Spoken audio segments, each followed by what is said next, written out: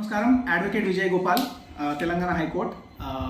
ఈ మధ్య బండ్లని, 4 వీలర్స్ని, 6 వీలర్స్ని, డీసీఎంస్ని, వాటిని పోలీసు వాళ్ళు యానిమల్స్ని ట్రాన్స్పోర్ట్ చేస్తున్నప్పుడు అది లీగల్గా చేస్తున్నారా, ఇల్లీగల్గా చేస్తున్నారా ఏది కనుక్కోకుండా ఒక బండ్ల మేకలు, గొర్రెలు, ఆవులు లేదంటే ఇంకే యానిమల్స్ కనిపించినా ఆపేసి కానిస్టేబులే లేదా ఎస్ఐఏ లేదా ఒక హోంగార్డే లేదా ఒక పోలీస్ ఆఫీసరే కంప్లైంట్ ఇచ్చేసి ఫేక్గా ఎఫ్ఐఆర్ చేసి బండ్లను సీజ్ చేయించి ఆ బండ్లని విడిపించుకోవడానికి లక్షల షూరిటీలు కోట్లు కట్టి బాగా బాధపడుతున్న ట్రాన్స్పోర్ట్ డొమైన్లో ఉన్న సెల్ఫ్ ఎంప్లాయీస్ కోసం ఈ వీడియో చేస్తున్నాను.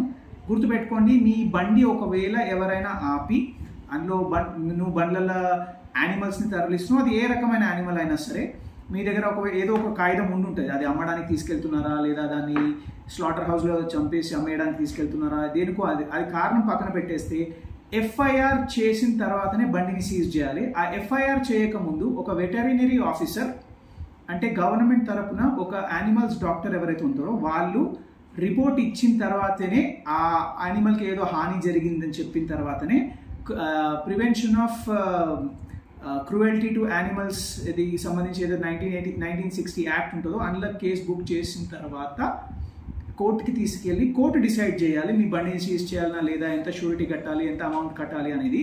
ఇది తెలుసుకోకుండా చాలామంది భయపడిపోయి పోలీసుల దగ్గర 20-30 వేలు లేదంటే కొన్నిసార్లు ప్రైవేట్ పార్టీస్కే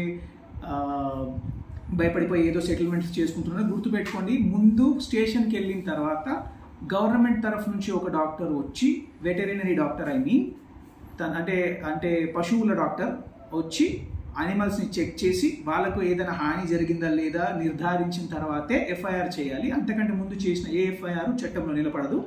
సో అనవసరంగా మీరు లక్షల షూరిటీలు ట్రయల్ కోర్టుల అంటే డిస్ట్రిక్ట్ లెవెల్ క్రిమినల్ కోర్టులలో కట్టకుండా ఇట్లాంటి ఒక కేసు జరిగిందంటే మీరు హైకోర్టుకు రావచ్చు.